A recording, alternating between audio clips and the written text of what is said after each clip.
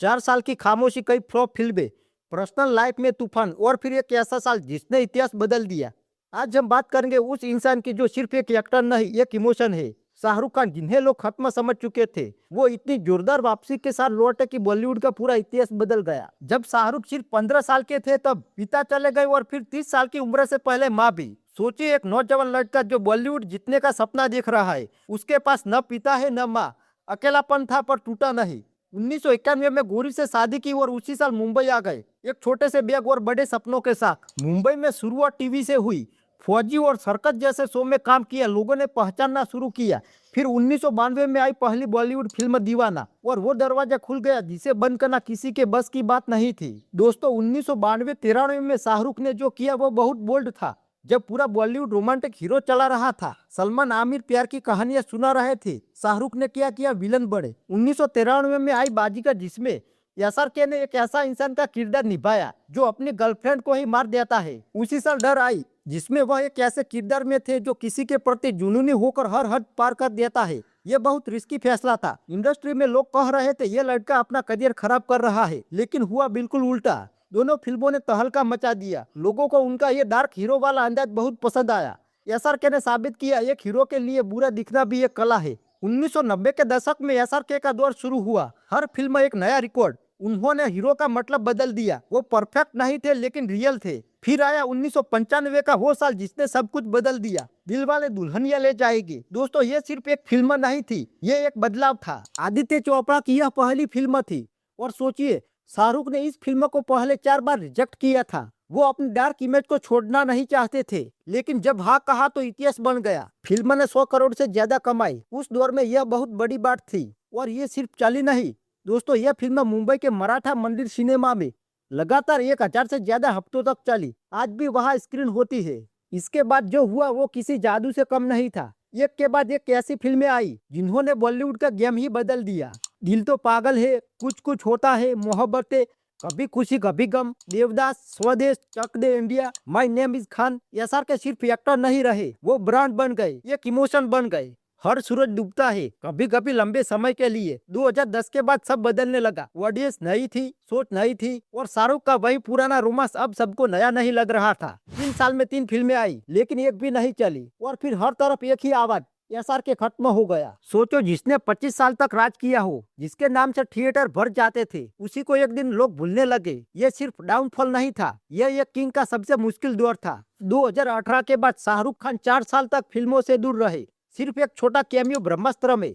Social media से अभी लगभग गायब हो गए। लेकिन दोस्तों, असली तूफान तब आया जब शाहरुख के बड़े बेटे आर्यन खान को एनसीबी ने एक जहाज पर रेड के दौरान गिरफ्तार किया। आरोप था ड्रग्स का। आर्यन 25 दिन जेल में रहे। बेल बार बार रिजेक्ट हुई। इस दौरान शाहरुख एक सुपरस्टार नहीं, बस एक बेबस पिता थे। रात रात भर लीगल टीम के साथ बैठना, हर डिटेल पर नजर रखना। आखिरकार बेल मिली और मई 2022 में सारे आरोप हट गए। एसआरके जो हमेशा मुस्कुराते रहते थे, अब अंदर से टूट चुके थे।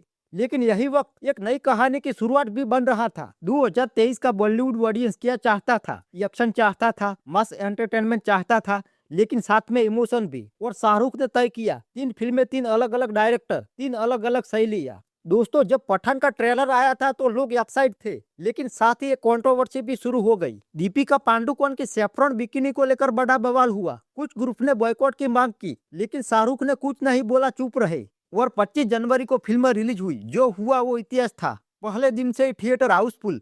लोग सुबह 6 बजे की शो के लिए लाइन में लगे थे। वो फैंस जो 4 साल से वेट कर रहे थे। 1000 करोड़ से ज्यादा कमाई। लोगों ने कहा किंग वापस आ गया। पठान 1000 करोड़ क्लब में एंटर करने वाली दूसरी बॉलीवुड फिल्म बनी। यशराज फिल्म स्पाई यूनिवर्स में एसआरके की एंट्री हो चुकी थी। सलमान खान का कैमियो भी था। 2 खान एक साथ। दोस्तों, पठान के बाद लोग सोच रहे थे बस एसआरके ने कर दिया, लेकिन शाहरुख ने अभी सिर्फ वार्म अप किया था। सितंबर में आई जवान। डायरेक्टर थे साउथ के ब्लॉकबस्टर किंग एटली, जो थेरी, मार्शल और बिगिल जैसी सुपरहिट फिल्म दे चुके थे। और शाहरुख ने क्या किया इस फिल्म में? डबल रोल, एक बाप और बेटे का। ऊपर से सोशल मैसेज भी था। किसानों की आत्महत्या, हेल्थ केयर सिस्टम, भ्रष्टाचार, सब कुछ था। फिल्म रिलीज हुई और रिकॉर्ड टूटने शुरू हो गए। जवान ने बॉलीवुड का हाईएस्ट नेट ग्रोसर बनने का रिकॉर्ड बनाया। इंडिया में 640 करोड़, वर्ल्ड वाइड 1163 करोड़। पठान का ही रिकॉर्ड तोड़ दिया। एक ही साल में एक ही एक्टर की 2 फिल्म, दोनों 1000 करोड़ क्लब में। ये पहले कभी नहीं हुआ था। एक बात और दोस्तों, जवान सिर्फ एंटरटेनमेंट नहीं था, ये एक 57 साल के इंसान का प्रूफ था कि उम्र सिर्फ एक नंबर है, जुनून असली चीज है। दोस्तों, 2 ब्लॉकबस्टर एक्शन फिल्म के बाद तीसरी फिल्म थी सबसे अलग, डंकी। डायरेक्टर थे राजकुमार हिरानी, जो 3 इडियट, मुन्ना भाई और पीके जैसी मास्टरपीस दे चुके थे। फिल्म की कहानी थी उन लोगों की जो वीजा नहीं मिलने पर इलीगल डंकी रूट से यूके जाने की कोशिश करते हैं। फिल्म में हंसी भी थी, रोना भी था, सिस्टम पर सवाल भी थे। डंकी वर्ल्ड वाइड 422 करोड़ कमाई, एसआरके की तीसरी सबसे बड़ी ग्रोसिंग फिल्म बनी। सालार जैसी बड़ी साउथ फिल्म से सीधी टक्कर थी, फिर भी डंकी ने अपनी जगह बनाई। दोस्तों, अब जरा कमाई पर नजर डालते हैं। पठान 1055 करोड़, जवान 1163 करोड़, डंकी 422 करोड़, कुल मिलाकर 2640 करोड़, वो भी सिर्फ एक साल में और एक ही एक्टर के नाम। और सबसे हैरान करने वाली बात, 2023 में शाहरुख खान ने अकेले इतनी कमाई कर ली जितनी पूरी तमिल और तेलुगु फिल्म इंडस्ट्री ने मिलकर भी नहीं की थी। दोस्तों, बहुत लोग कहते हैं एसआरके को बस किस्मत का साथ मिला, लेकिन सच ये है, ये सिर्फ किस्मत नहीं थी, ये सब कुछ सोच समझकर लिया गया फैसला था। रोमांस के किंग से एक्शन हीरो तक का बदलाव, सही डायरेक्टर चुने, सिद्धांत आनंद पठान एक्शन में माहिर, एटली जवान मास एंटरटेन के मास्टर, राजकुमार हिरानी डंकी शानदार कहानी सुनाने वाले, तीनों अलग लेकिन अपने काम में best. Mass plus class, Pathaan और जवान मास ऑडियंस के लिए, डंकी क्लास ऑडियंस के लिए, यानी हर तरह के दर्शक कवर हो गए। ज्यादा प्रमोशन नहीं किया, टीजर से लेकर ट्रेलर तक सब कुछ प्लान के साथ रिलीज किया गया। एसआरके सिर्फ एक्टर नहीं, एक इमोशन है। दोस्तों, शाहरुख खान को सबसे अलग बनाता है उनका फैंस के साथ रिश्ता। मन्नत उनका घर, हर ईद पर, हर बर्थडे पर, हर बड़ी फिल्म के बाद हजारों फैन वहां इकट्ठा होते हैं। मन्नत के बालकनी से फैन को हाथ हिलाना एक ऐसी ट्रेडिशन बन चुकी है जो सालों से चल रही है। एसआरके ने साबित कर दिया, किंग कभी रिटायर नहीं होता, वो बस नया चैप्टर शुरू करता है।